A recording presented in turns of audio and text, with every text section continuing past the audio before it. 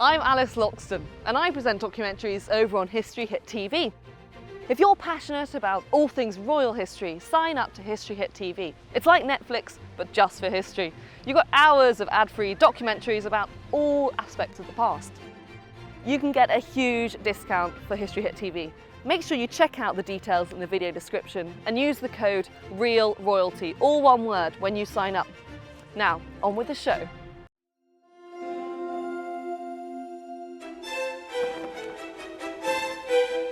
For over a century, the Palace of Versailles was home to the most powerful family in Europe.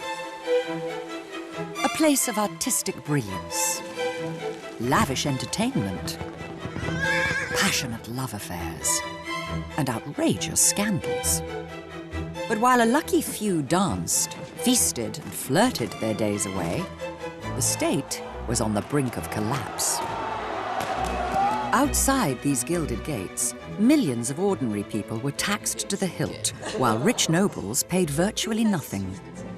A new king, Louis XVI, and his beautiful young queen, Marie Antoinette, faced the biggest challenge in the history of their illustrious family. Bring fairness to the system and hope to their subjects, or face losing their palace, their crowns, and their heads.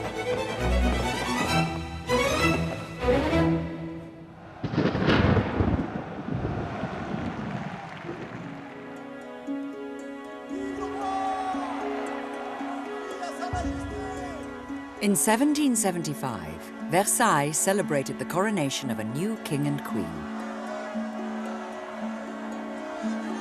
Louis XVI had lived most of his 20 years here, surrounded by courtiers and power brokers. But like his young Austrian wife, Marie Antoinette, he didn't feel ready to rule. Dieu m'est témoin que je n'ai pas voulu cela. Seigneur, protégez-nous. Nous régnons si jeunes. Despite their king's private feelings, the public had high hopes. He's young, he has a beautiful wife, so there's everything to expect from this new and hopefully glorious reign of Louis XVI.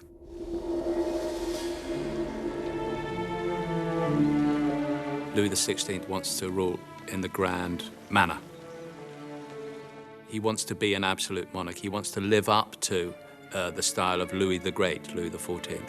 But interestingly, he wants also to rule in a way which is popular. To be truly popular, Louis knew that he had to govern in the interest of all his people, and not just the ones he had grown up with. Sire, le projet de réaménagement complet de l'Hôtel-Dieu, ainsi que celui de la création d'un nouvel hôpital. Je contribuerai sur mes fonds propres. Et tous ceux qui n'ont pas une pierre à la place du cœur contribueront aussi. Nous voulons voir ces travaux se In keeping with the Enlightenment, he's going to be a slightly more modern king. He has ambitions to be a just and a philanthropic monarch. He calls himself Louis the Bienfaisant, Louis the Philanthropic. In fact, one of his first decisions was so modern that it quite terrified his courtiers. Sire, renoncez, je vous en supplie une dernière fois. Ne me dois-je pas de donner l'exemple? Pas s'il y va de votre vie. He had his whole family inoculated against smallpox, using a procedure that was experimental and very dangerous. That was something which, raised hairs at the time. People thought, oh, what will happen if he dies? And I think in that way, the king took the lead. He showed that he could lead with the times and move with the times. And that was a promising start to the reign. Louis and Marie Antoinette seemed happy and relaxed in public. But behind the smiles, there was a problem with the royal marriage. A big one. The marriage was, in one way, a disaster. If you say that the point of the marriage was to produce heirs who would combine the blood of the Austrian royal family and the French royal family, well, that wasn't going to happen because poor Louis XVI simply couldn't, wouldn't, or didn't try to consummate the marriage. A king and queen's sex life, or lack of one, was an important matter of state, so it didn't take long for news of Louis's failings in the bedchamber to spread around Versailles. It's so embarrassing, a situation where all the courtiers hung about the bridal chamber. I mean, it's inconceivable to us that they were allowed to do that, and sort of more or less said, "How was it for you, sir?"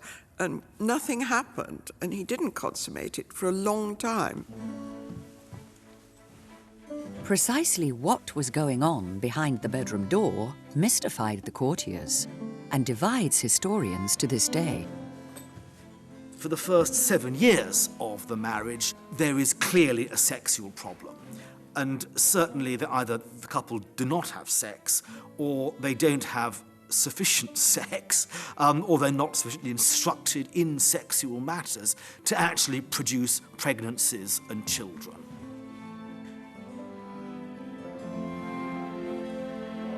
Given the legendary sexual exploits of Louis XIV and XV, it's hard to believe that number 16 was such a blushing innocent. It does seem extraordinary that he wouldn't have known how to do it, but apparently he didn't. What he would do is put his penis inside the Queen's vagina, leave it there without moving for 2 minutes, and then withdraw. The Queen would leave his bed, and he would then have a happy ending on his own. But some believe it wasn't ignorance that stopped Louis from doing his royal duty, it was illness. A rare medical condition called phimosis, which meant that lovemaking was more pain than pleasure. It's possible that Louis XVI had a malformation which needed to be corrected by minor surgery before he could have full sexual relations. And at various times, an operation of circumcision was discussed to correct this. But in fact, this was found not really to be the case. Luckily, we have his hunting diary. And I went to top experts on the subject of phimosis, which is what he would have had if he needed an operation. And they assured me, when I showed them the hunting diary, which he wrote, no one who'd had an operation for phimosis without anaesthetic could possibly have gone hunting day after day after day. Without going into details, it's unthinkable. While Louis struggled to father a child with Marie Antoinette, he also had to address the problem that had blighted the final years of Louis XV's reign, the poor state of the national finances. He hired one of the sharpest minds in Europe, Anne-Robert Turgot, to advise him on the economy. Monsieur Turgot, le bien de mon peuple. Je veux que cet objectif seul guide tout entier votre action. France was a society which still lived on the margins of subsistence. Many people still had memories of the terrible famines that had killed millions at the end of the reign of Louis XIV. Je vous soutiendrai, Monsieur Turgot. Je vous soutiendrai. Turgot is an enlightened minister who has a particular sense of the importance of landed wealth and the need to tax landed wealth. Savez-vous ce que représente une telle miche de pain pour les plus pauvres des sujets du royaume? Je vous croyais en charge des finances, Monsieur Turgot. Je ne savais pas que vous étiez aussi boulanger. Les 3/4 du budget d'une famille. Turgot tried to teach the king and his ministers some lessons about life outside Versailles, like the price of bread. Louis was interested. The others, not so much. Nous allons mettre en œuvre vos réformes, Turgot. Vous ferez préparer les projets de loi. Louis XVI really does begin his reign with modernising and adventurous policies. So this is a modern, forward-looking king who would hope to reform France and to help France regain its status in the world, as well as the leading European power. Louis's enthusiasm for reform was not shared by most of his courtiers. The palace was full of powerful landed aristocrats, many of them Louis's own relatives. If Turgot's reforms went through, they would have to pay taxes like everyone else, for the first time in their lives. And they didn't like that idea at all. Versailles is becoming an increasingly isolated little world. Nobles who are living uselessly, spending money, relying on court pensions, utterly oblivious to the political issues in France. Comment vouliez-vous que tiers États n'en viennent pas au coup d'éclat? Certain taxes were not paid by the nobility, notably the tie. Poll tax simply wasn't paid by anyone. Now, Louis XVI thought this was wrong and aimed to end it. Vous croyez donc invincible, Monsieur Turgot?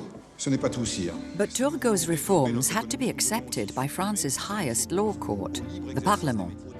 Its members, like most of Louis's own governing council, were outraged by his ideas. Mais si les parlements refusent d'enregistrer ces nouvelles lois, nous les ferons enregistrer par la force. Par la force? Vous croyez donc invincible, Monsieur Turgot? Vous croyez entendre un de ces philosophes dont vous êtes si proche? Opposition to Turgot's reforms came from within the council, very conservative men who felt that the sorts of things that Turgot was proposing threatened the traditional structure of society, in which nobles and clergy held a privileged position relative to the rest of society. Imposition rapporterait. Vous allez trop loin, messieurs. Nous ne pouvons nous mettre à dos tout à la fois la noblesse et le clergé. C'est assez. Je lirai et vous ferai connaître mon sentiment. And so he had, if you will, stirred up the hornet's nest of vested interest.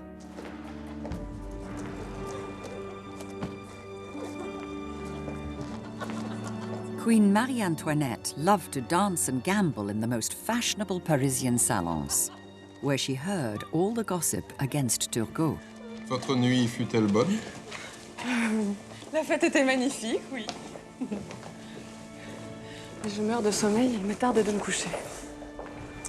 Pour moi, je m'en vais de ce pas remettre ma vie entre les mains de Monsieur Turgot. Vous savez qu'il se répand un mot de moins en moins couvert que les réformes préparées par Monsieur Turgot ne visent à rien moins qu'à saper les fondements mêmes de la monarchie. Je vous laisse libre de vos sorties. Laissez-moi libre de mes avis. Louis, mieux que tout autre, devrait se souvenir que notre société est fondée sur la distinction et la hiérarchie des trois ordres. One of the most powerful opponents of reform was the king's own brother, the Comte de Provence, known in court simply as Monsieur. He clung to the traditional order of French society, 3 estates under the king: the clergy, the nobility, and the rest, with only the rest paying taxes. Sur un même pied, la noblesse et le commun.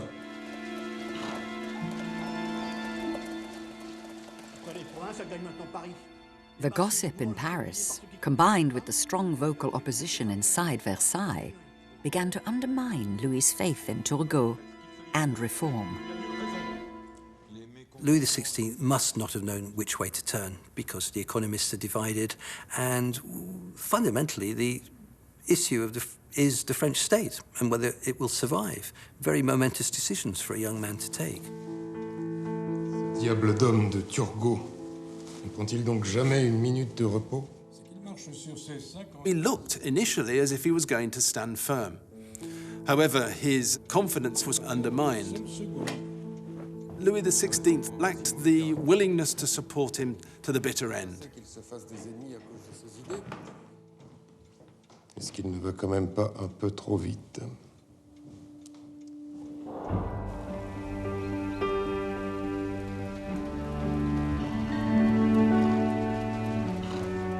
Vous, Monsieur Turgot, ne savez aller que vent debout. Despite his promises of support, Louis eventually dismissed the man he'd recruited to save the French economy. Puissiez-vous ne jamais oublier que c'est sa faiblesse qui a mis la tête du roi d'Angleterre Charles Ier sur le billot. He is famously said to have remarked, Monsieur Turgot wants to be me. I don't want him to be me. And for that reason, the minister was disgraced.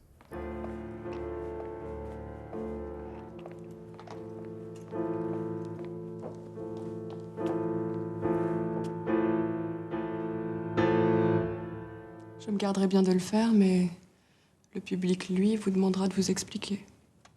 Je n'en ferai rien. J'aime mieux laisser interpréter mes silences que mes paroles.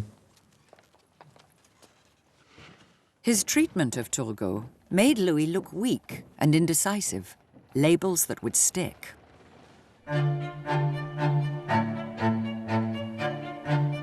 But Louis did have something to celebrate.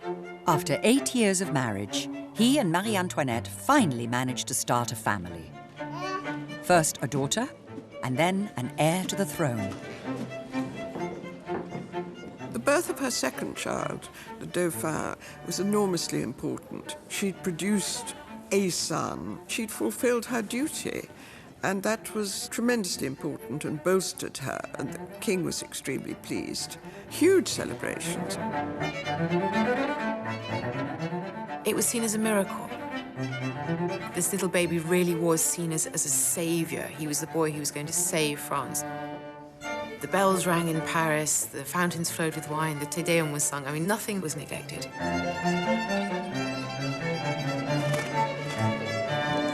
Pour le bonheur des Français. Pour répandre en nos cœurs. Félicité parfaite. Conserve au ciel le protecteur. Les jours d'Antoinette. France, tu vas renaître. Un divin rejeton descendu des cieux.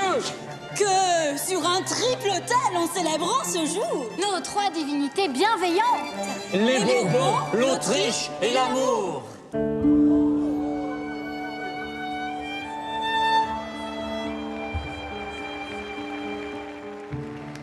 Aujourd'hui, il ne transporte encore que des animaux. J'ai expressément interdit à Monsieur Montgolfier d'y monter en raison du danger. Mais demain, il transportera des hommes. Soyons-en certains. Il ne faut pas le craindre, mais s'en réjouir. Louis enjoyed being a father, and for a while began to enjoy being king.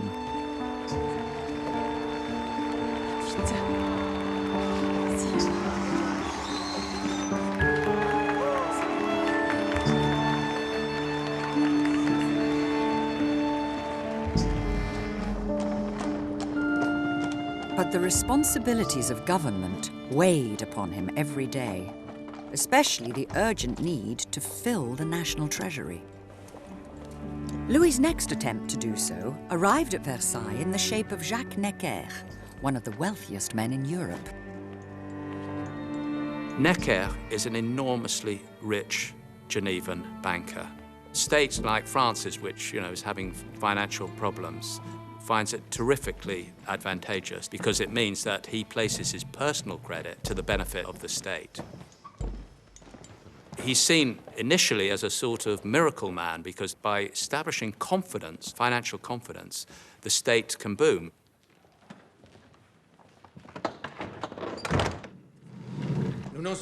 Necker arrived at an exciting time in Versailles. France's old enemy, England, was struggling with an armed rebellion in its American colonies. A rebellion that Louis wanted to support. C'est maintenant une véritable guerre d'indépendance que mènent les milices américaines contre les troupes anglaises. La France, sire, ne doit pas s'engager plus. France, since the defeats of the 7 Years' War, had been desperate to get revenge on England. Louis XVI would like nothing more than to attack the old enemy. But on the other hand, there's a problem. If they do that, are they not supporting insurgents? And indeed insurgents, many of whom were Republicans and avowed Republicans at that. And so it's difficult. And so to begin with, they take a kind of a middle course. Monsieur Vergennes? Nous ne pouvons fournir armes et munitions aux insurgés, mais nous pouvons leur donner les moyens d'en acheter à des personnes privées. Le gouvernement n'apparaîtra en rien. Louis approved the aid, but insisted that everything was done in secret.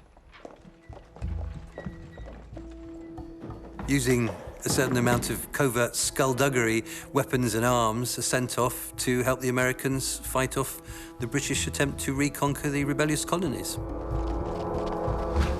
All this assistance to America cost the French government a fortune, money it simply did not have. Louis turned to his new finance minister, and Necker arranged emergency loans from his banking friends. The world's first democratic revolution was being financed by one of the least democratic nations in Europe, a fact that troubled Louis himself. Ne la laissons pas passer. Les insurgés américains ne brandissent pas seulement le drapeau de la révolte contre l'Angleterre. Les buts qu'ils poursuivent sont opposés aux intérêts de la monarchie. N'ont-ils pas le projet, s'ils remportent la victoire, de créer une république? L'Amérique est trop loin, sire, pour craindre une contagion.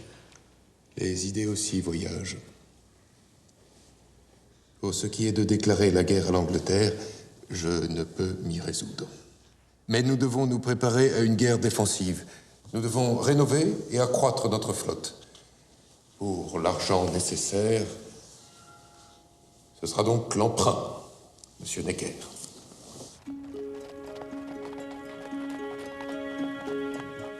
After 2 years of war, Louis's investment in the American Revolution seemed to pay off when the rebels scored their first great victory at the Battle of Saratoga. He decided that the moment had come to support America publicly and go to war with Britain. Une sorte d'envie de recevoir ce blanc-bec.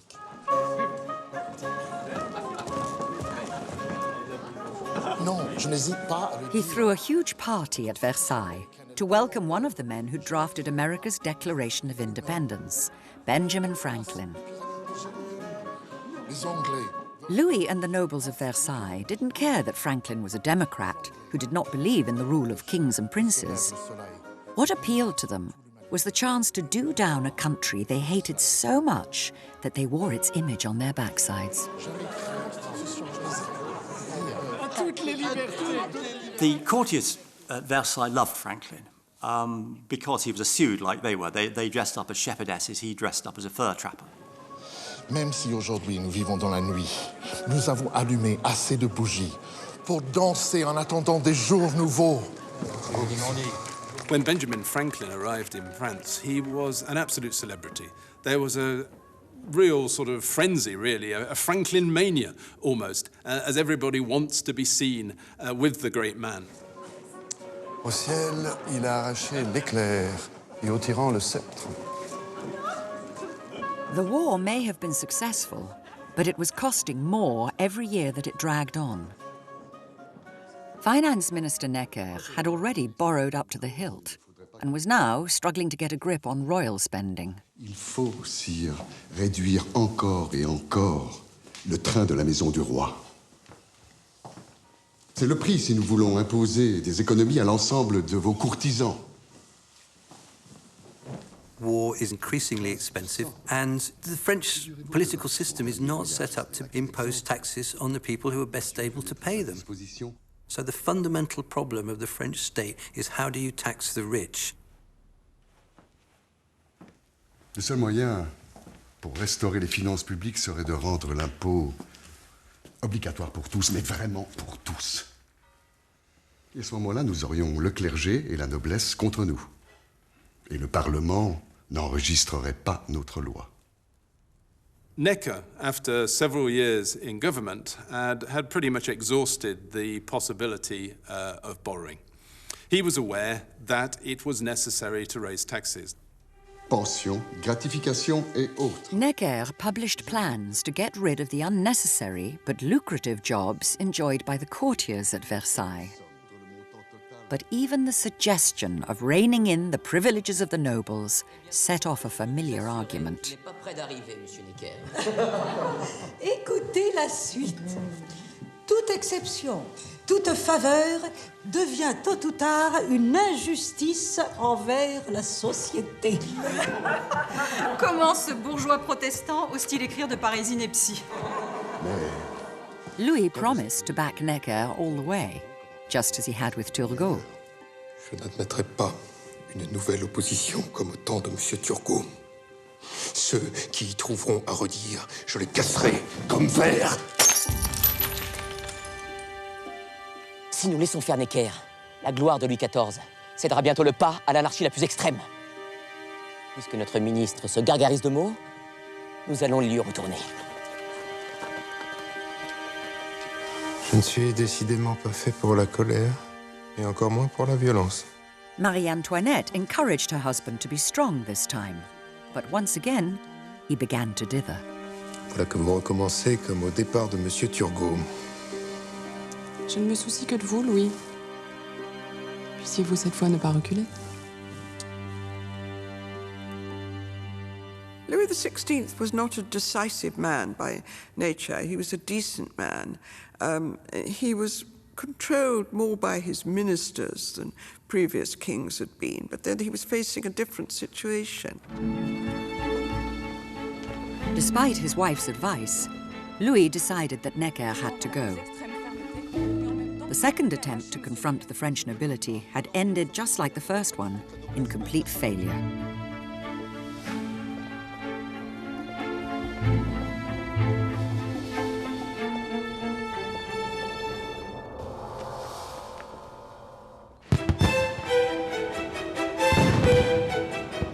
When the British finally gave up fighting in America and recognized the new country's independence, it looked like Louis had achieved a famous victory. But even as Versailles celebrated, his courtiers were whispering that France was not getting what it expected from a war it had financed on borrowed money. 77 navires. Nous avons livré 77 navires aux insurgés américains. Et eux, ces chantres de la liberté, rien. Pas un seul chargement de marchandises promises. Je leur aurais fait des dons.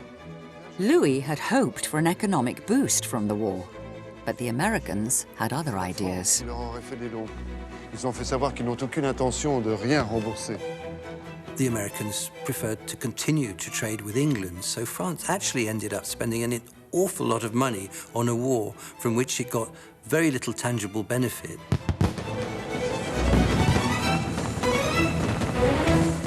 Turgot, the ex-minister of finances, says the first gunshot will drive the state to bankruptcy. Well, he's wrong, but he's only wrong by a few years because the impact of that war on French finances is absolutely terrible.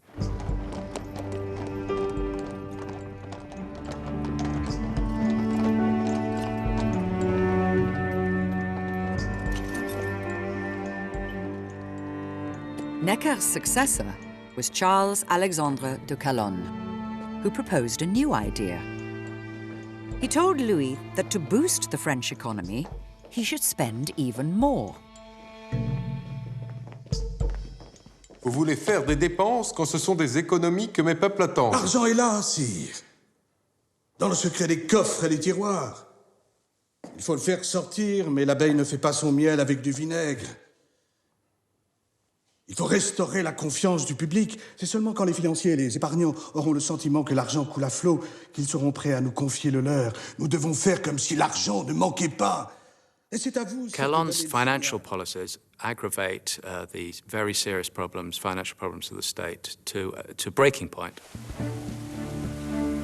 Marie Antoinette had given the French people an heir to the throne, but as an Austrian outsider, she had never been very popular. Now, as the financial crisis deepened, ordinary people came to see her not as their queen, but as a symbol of the selfishness of the aristocratic elite. It's a truism of history that when there's economic stress, people look round for who to blame, and it was all too easy to blame the Austrian, l'Autrichienne, and that she had an extravagant court, and that the country people were starving, and she was having parties and giving balls. So that's really what caused the major downturn in her reputation. There's a stream of salacious pamphlets which come out about Marie Antoinette in the 1770s and 1780s. The sorts of things that they'd say, that she has a very wild sex life, frustrated in her relations with the king. She has sexual relations with his brothers. She's the new Messalina. She's the new sort of sexually wild person at court.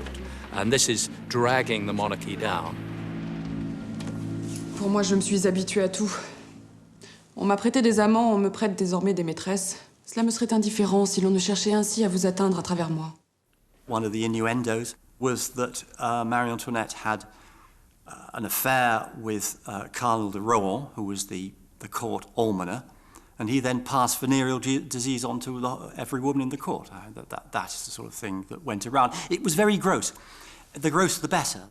They make anything that people may put up with today look absolutely mild. They are so gross.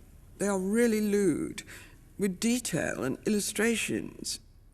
One of the points the satirists made in their pamphlets was that Marie Antoinette had it off with her brother-in-law, the Comte d'Artois. You know, you take a story like she's having it off with her brother-in-law, and then how do you prove she's not? That was the trouble, so everybody liked to believe it. I think the king, who was a very nice man, was very upset by it. Louis himself was also a victim of the pamphleteers. Ce sont nos réformes que l'on cherche encore et toujours à abattre. Au reste, voyez ce que l'on fait aujourd'hui de moi. Petit, gros, idiot, empoté, dormeur, buveur, cochon, n'ayant d'autre intérêt que la chasse et la serrurerie, il semble qu'il n'y ait personne moins fait que moi pour diriger la France. Il suffit d'un ordre, sire, et nous ferons cesser ces publications et punir les coupables. Non. Non, je ne veux pas que quiconque soit poursuivi en mon nom. From everything that he read, Louis assumed that the whole country now despised him. But a visit to Normandy to inspect a new port brought a pleasant surprise. Nous n'attendions plus que Votre Majesté pour procéder à l'immersion du 9e cône qui servira de... For the rest of his career, he virtually never goes out of the area around Paris. This is almost the only time he sees the rest of his country. And what it shows is he is incredibly popular. There's a sort of popularity which he is utterly unsuspecting of, and he even ends up cheering and clapping himself in the excitement. He was much applauded in Normandy, and it is said that as he was getting back to Versailles, he said, "I know I'm getting nearer to Versailles because the chairs are much weaker." As soon as he returned to his court, Louis faced another crisis.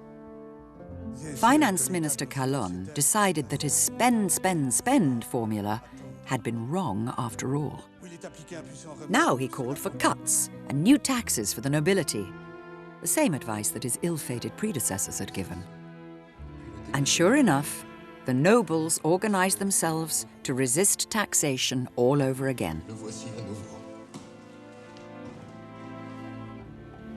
1787 and 1788 will be characterized by a state that's desperate for financial reform to get out of the situation of bankruptcy, which is staring it in the face. Vous nous entraînez dans la dépense pour ensuite adopter la politique de Necker ou de Turgot. C'est que ces réformes que le bon sens commande sont indispensables à votre royaume, sire. Louis believed that Calonne's medicine could save France, but doubted if the patient would ever be prepared to swallow it. Vous connaissiez la violence des oppositions que nous allions lever contre un tel plan. Comment comptez-vous le faire adopter quand nous savons que Parlement, clergé, noblesse vont se liguer contre? And it's going to be absolutely vital that Louis XVI, for once in his life, follows through and supports his minister in order to make sure that these plans are accepted, because there is no plan B.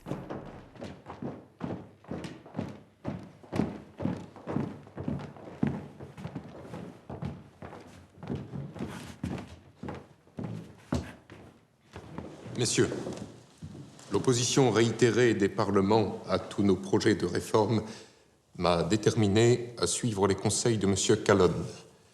Je suis résolu de convoquer le plus rapidement possible l'Assemblée des notables. The Assembly of Notables included all the most powerful figures in Louis's realm. They had the authority to see that Calonne's reforms became the law of the land. Messieurs les notables, les projets qui vous seront communiqués de ma part sont grands et importants. Calonne's reforms will be introduced to them. They will give it their endorsement, thus showing a degree of almost national support, and the king would go on happily. Of course, it doesn't happen like that. The Assembly of Notables turns into an absolute bear garden, an absolute dogfight. What Calonne was doing was asking an assembly of privileged people to vote away their own privileges. In other words, asking turkeys to vote early for Christmas. And so inevitably they rejected it. The king realizes that Calonne has failed to persuade the political elite to go down his route. He gets sacked. The ideas which he proposes are withdrawn. So it's a pretty unmitigated disaster. Calonne was the third finance minister to fall from grace after trying to make the rich pay more tax. And the third that Louis had supported, only to sack. Trapped between economic disaster and the implacable opponents of change all around him, the king couldn't cope anymore. He suffered a mental breakdown, stumbling around his palace, rambling about the visions that tormented him. N'ayant plus rien à y mettre, j'en ai fait coudre les poches. Malheureux, cela vous épargnera de les plaindre. Vous n'êtes que chiant-lit.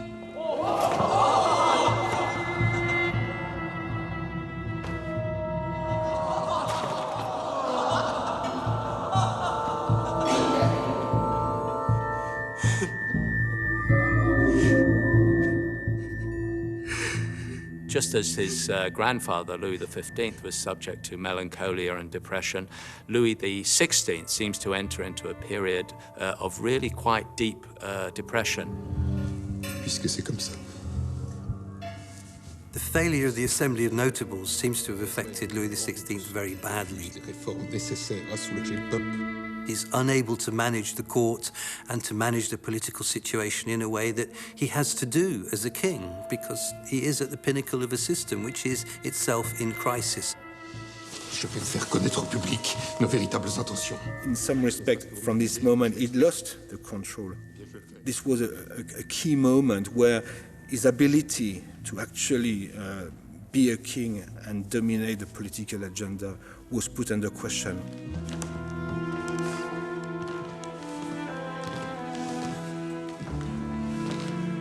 Est-ce bien le moment? Je suis désormais comme un équilibriste sur sa corde raide. Si je fais un pas à gauche, je tombe. Un pas à droite, je tombe aussi. Louis, c'est à vous de prendre les mesures. C'est à vous d'imposer vos vues. After the Notables, Louis XVI exhibits the qualities that have gone down the Louis of history. You know, tearful, uxorious, reliant on Marie Antoinette, kindly, indecisive, all that. And there are lapses of reason, which are very unfortunate for the people who have to be with him.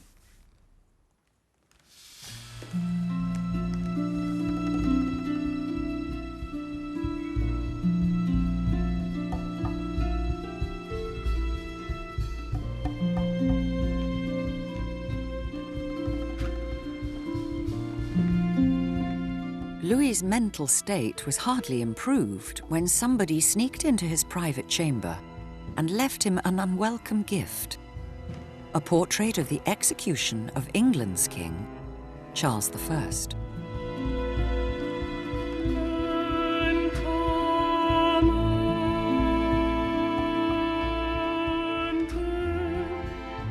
Louis XVI was dominated by the life of Charles I, who was his direct ancestor.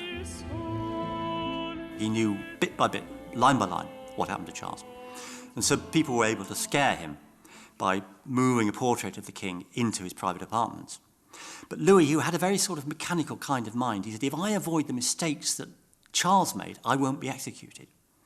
He said, Charles was executed because he levied war on his own subjects. I'm not going to do that.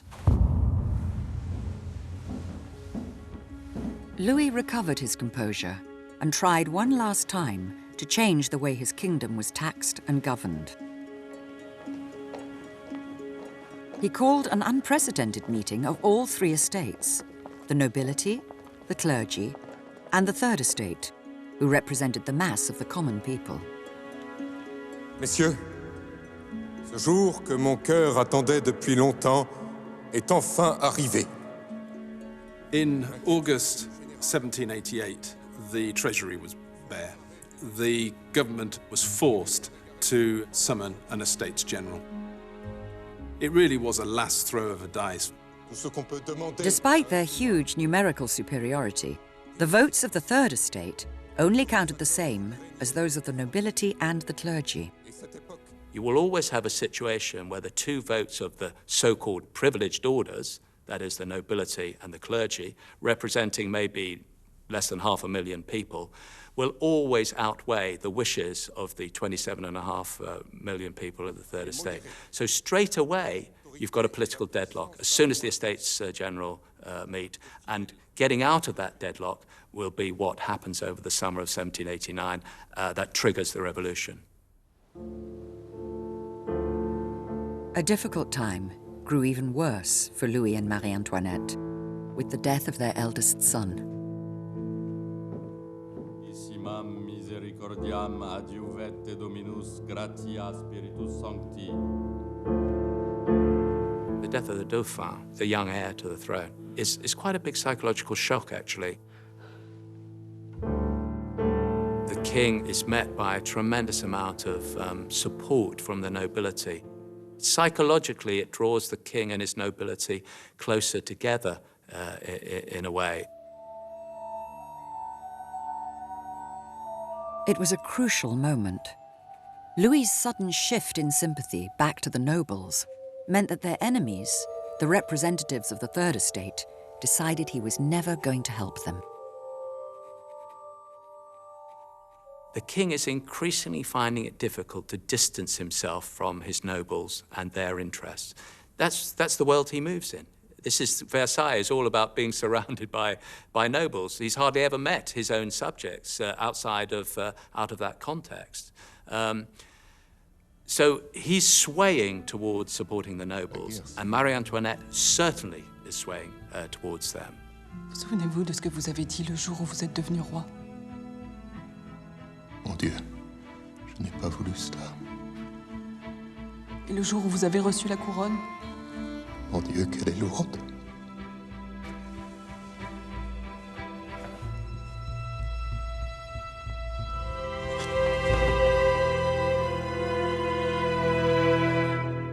With negotiations at the Estates General still hopelessly bogged down, the Third Estate sent a group to Versailles to ask for Louis's help.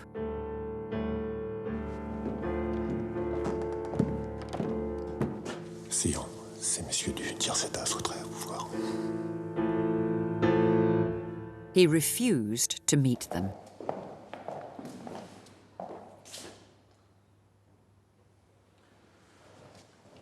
It was the final straw.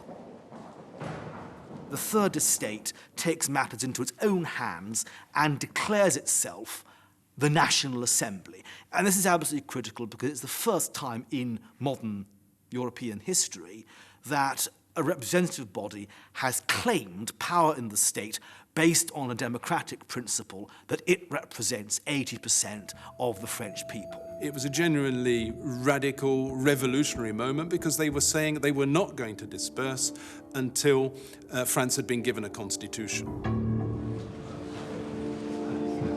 De par le roi, annule comme illégale la délibération du 17 juin par laquelle le tiers-État a pris le titre d'Assemblée nationale. Le roi vous ordonne, messieurs, de vous disperser immédiatement. C'est la voix de la nation.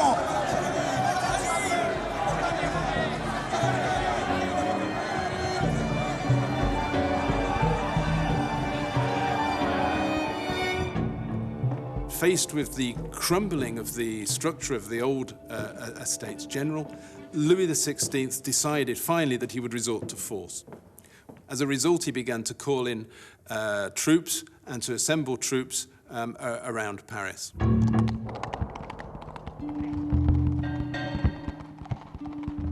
The whole business was botched. The Parisians, panicked by rapidly rising food prices, decided to defend themselves. As a result, they attacked the Bastille to get the powder. Fusil volé, la prison de la Bastille prise d'assaut, le gouverneur assassiné, sa tête portée sur une pique dans tout Paris. Et vous avez laissé le roi dans l'ignorance? Louis was woken in the middle of the night with the news that his people had finally taken up arms against the authorities. Louis XVI had a choice. Faites réveiller ceux qui dorment. Je veux tout le monde au conseil. He could have tried to face down the people of Paris and the National Assembly by force of arms. In other words, he could have risked civil war.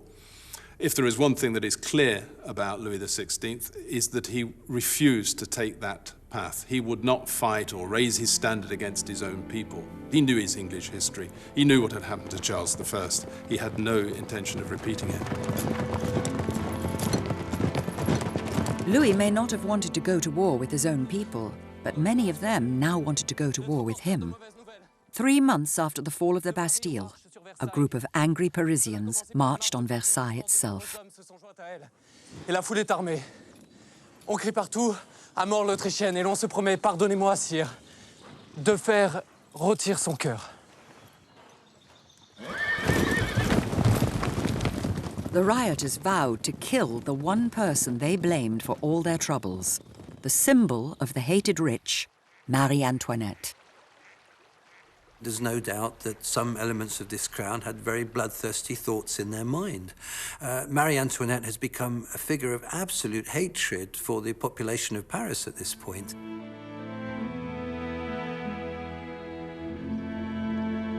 Marie Antoinette was the main target because she's been the main target for many years now.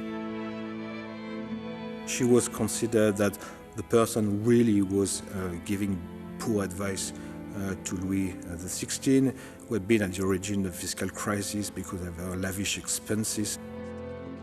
One reason the crowd hated Marie Antoinette was because of a phrase she was said to have uttered when told that the poor had no bread. Qu'ils mangent de la brioche? Let them eat cake.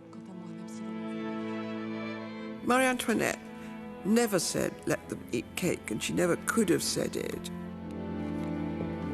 She was brought up in the philanthropic court of Austria, where her mother, Maria Theresa, sort of told them to go around giving soup and bread to old women in farmers' cottages. And it was inconceivable. She would have given the brioche. She was much more like the late Princess Diana, you know. She would have performed a gesture like that, so she could never have said it. Whoever said what or when, the revolutionaries were after the Queen's blood and were soon breaking down the palace gates. They broke in the early morning and they tried to climb in the room of Marie Antoinette. One of her bodyguards is killed actually defending the entrance to her chamber in the palace, massacred there and then. Marie Antoinette only escapes by a rapid exit into the king's chamber.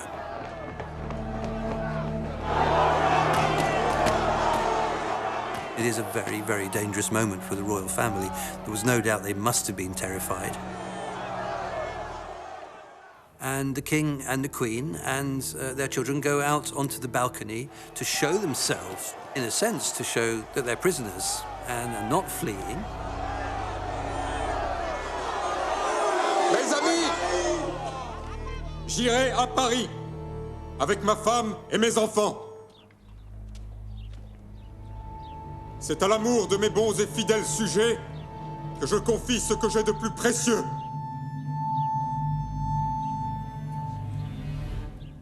It must have been an absolutely terrifying moment for the king, the queen, and their children, because the crowd is fearsome. They're not used to coming into contact with people like this.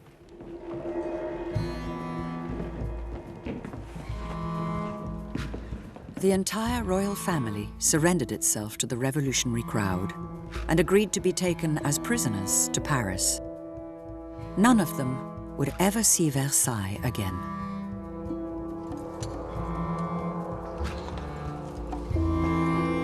Famille royale, regardez-les. Affameur! Tyran! Regarde ton peuple, roi! Affameur du peuple. Le peuple français meurt de faim. They were taken back as the baker, the baker's wife, and the baker's son, in reference to the grain and bread crisis that had triggered this. But it's fair to say that after the 6th of October, the king and the royal family were prisoners of the revolution.